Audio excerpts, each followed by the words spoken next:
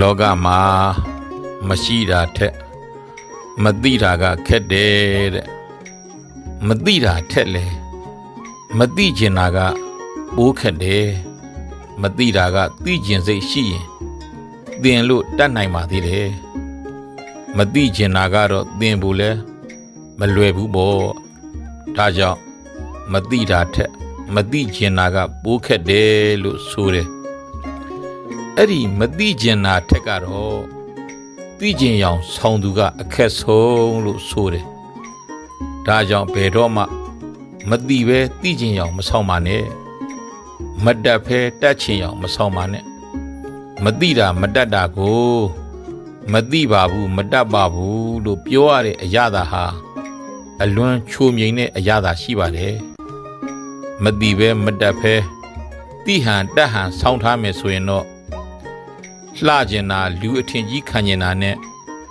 နေဘူးမှာအဝတ်ထူထူကြီးဝတ်ထားသူလိုချွေးတစ်လုံးလုံးနဲ့ပူးနေရမယ်ဆိုတာသိထားချွေတာတဲ့နာကိုချွေတာပါစူဆောင်းတဲ့နာကိုစူဆောင်းပါ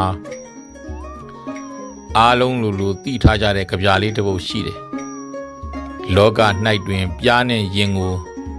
ပမာပြုထားမောင်ရှူစားလောပြားကအုံပြုအည်စု၍ထားမှုလိမ်မာနောင်ချမ်းသာဤတဲ့ရင်မာတော်တုံဝမ်းဝယုံမြအုံငါတောက်စားစုမထားပဲရှာညာမပြတ်မရငတ်ဤတဲ့ပြားကောင်နဲ့ရင်ကောင်တွေဟာအကောင်အရွယ်စားပြနိုင်နာခြင်းပုံစံချင်းတူပေမဲ့ပြားတွေကအတိုက်အုံလုံးပြီးတော့ရှာဖွေထားတဲ့အရာတွေကိုစုဆောင်းထားလို့ချမ်းချမ်းသာသာနဲ့နေရတာတွေရှိပေမဲ့ရင်ကောင်တွေကတော့ကိုဝမ်းဝယုံလေးစတော့ပြီးစုဆောင်းထားတာသိမ်းဆည်းထားတာမရှိလို့ရှာလို့မရတဲ့အခါငတ်ကြရတယ်လူမကြောက်သူမကြောက်အပုတ်မရှောင်မစင်မရှောင်စားကြရတယ်ဒါကြောင့်ချွေတာတဲ့နာကိုချွေတာပါစုဆောင်းတဲ့နာကိုစုဆောင်းပါလို့ပြောခြင်းတယ်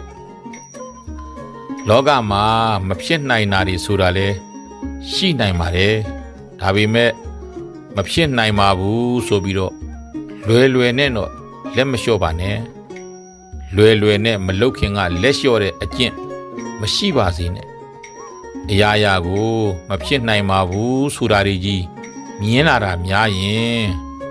မဖြစ်နိုင်ပါဘူးဆိုပြီးတော့လက်လျှော့တာတွေများလာရင်တော့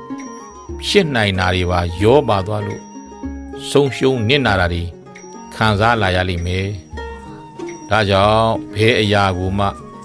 လွယ်နဲ့မဖြစ်နိုင်ပါဘူးလို့မဆုံးဖြတ်ပါနဲ့မရှုမြင်ပါနဲ့လွယ်နဲ့လက်မလျှော့ပါနဲ့မဖြစ်သေးတာပဲရှိမှာပါလို့မြင်ထားပါဥထုဇဉ်လူသားတိုင်းရဲ့လက်ထဲမှာလောဘဒေါသမောဟမာနဆိုတဲ့ဓာတ်လေးတွေကိုယ်စီရှိနေတတ်ကြတာမို့ဘသူကိုမှစိတ်ချလက်ချလဲမယုံကြည်မိပါစေနဲ့ကိုယုံကြည်ရတဲ့သူနဲ့ကိုအနီးကလူတွေကပဲကိုကိုလောက်ကြနိုင်တာကများတယ်အဝေးကပြစ်တဲ့မြားထက်အနီးကခုတ်တဲ့ဓာတ်တန်ရာကသွေးထွက်ပိုများတယ်ဆိုတာဘယ်တော့မှမမေ့ပါနဲ့ဒါကြောင့်ပုထုဇဉ်ဆိုတာလူသားယုံကျင်စရာဖြစ်ပေမဲ့ကိလေသာကယုံရတာမဟုတ်ဘူးအချိန်မရွေးပြောင်းလဲဖောက်ပြန်နိုင်ပါတယ်ဒါကြောင့်လူတိုင်းကိုအယုံမလွယ်မိပါစေနဲ့ကိုကြာရှုံးနေတဲ့အချိန်မှာလက်ညှိုးတွေဝိုင်းထိုးနေကြမှာဖြစ်ပေမဲ့ကိုအောင်မြင်လာတဲ့အခါမှာတော့လက်အုပ်တွေလက်ဆယ်ပြားတွေရောက်လာကြမှာပါကြာရှုံးနေတဲ့အချိန်ထိုးနေတဲ့လက်ညှိုးတွေကိုကြော်ဖြတ်ပါကြာရှုံးနေချိန်ထိုးနေတဲ့လက်ညှိုးတွေကိုမကြော်ဖြတ်နိုင်မယ်နောက်ပြန်ဆုတ်သွားမယ်ဆိုရင်ဘယ်တော့မှလက်အုပ်ဆိုတာကိုယ်ထံရောက်လာတော့မှာမဟုတ်ဘူးချိုးပါတယ်ဆိုတဲ့ကြံကြောင်းနေမှာတောင်မချိုတဲ့အစ်စ်ဆိုတာအဖုအထစ်တွေရှိသေးတာမဟုတ်လားအဲ့ဒီမချိုတဲ့အဖုအထစ်ကိုကိုက်ဖက်ကြော်လွှမ်းနိုင်မှချိုတဲ့နေရာကိုရမှရောက်မှာမဟုတ်လားဘဝဆိုတာလေဒီတိုင်းပဲအမြဲတမ်းအားလုံးအဆင်ပြေချုံးမွေမနေနိုင်ဘူးအဆင်မပြေတဲ့အခက်အခဲဆိုတာကြီးလေ ရှိမှာပဲအဲ့ဒီအစင်မပြေတဲ့အခက်အခဲဆိုတာတွေကိုကြော်နိုင်လွှားနိုင်မှအစင်ပြေတဲ့ချိုမြိန်တဲ့နေရာကိုရောက်နိုင်မှာဖြစ်တယ်စားမပါတဲ့ဟင်းအရသာမရှိဘူးတဲ့ဒီတိုင်းပဲအတိတရားမပါတဲ့ဘဝဟာလေအရသာကောင်းရှိနိုင်မှာမဟုတ်ဘူးဒါကြောင့်အရွယ်သုံးပါးစလုံးမှာအတိတရားအမြဲရှိနေအောင်ကြိုးစားပါပထမပညာရှာရမယ့်အရွယ်မှာလဲအတိတရားနဲ့အညီပညာရှာပါဒုတိယစီးပွားရှာရမယ့်အရွယ်မှာလဲအတိတရားနဲ့အညီစီးပွားကိုရှာရမယ်တတိယတရားရှာရမယ့်အရွယ်မှာလဲအတိတရားနဲ့အညီတရားကိုရှာပါ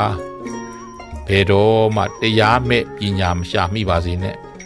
ဘယ်တော့မှတရားမဲ့စီးပွားမရှာမိပါစေနဲ့ဘယ်တော့မှတရားမဲ့တရားမရှာမိပါစေနဲ့ဓမ္မောဟဝေရကတိဓမ္မစာရီတဲ့တရားရှိနေတဲ့သူအတိတရားနဲ့ပြည့်စုံနေတဲ့သူကိုအဲ့ဒီအတိတရားကစောင့်ရှောက်မယ်ဘယ်နတ်ဘယ်ပြမဘယ်ဒီဝတာတွေကမှမစောင့်ရှောက်ကို့မှာအတိနဲ့အကျဉ်းဆိုတဲ့အတိတရားသာရှိနေရင်အဲ့ဒီအတိနဲ့အကျဉ်းကစောင့်ရှောက်နေမှာအသေးချာဆိုတာယုံထားလိုက်ပါလို့ပြောကြရင်းနဲ့ပဲဏီကုန်းချုပ်ချင်ပါတယ်အားလုံး